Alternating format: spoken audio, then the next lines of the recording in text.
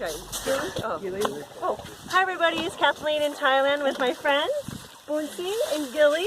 They're mother and daughter, and they're so sweet and beautiful. We're having such a great time here at the Elephant Nature Park, 3 hours north of Chiang Mai in the mountains, and I'm going to have Wade pan across our lovely group of helpers here.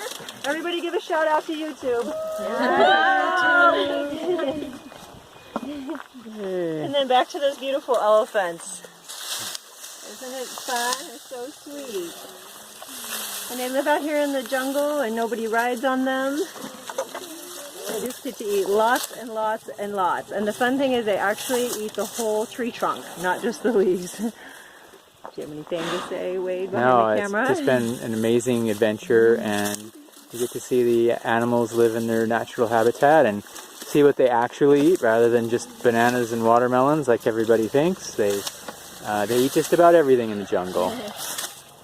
And we're doing their 7-day program, Journey into Freedom. It's so affordable. I just got a bump. They get to come out for 7 nights and all amazing, delicious vegetarian vegan food.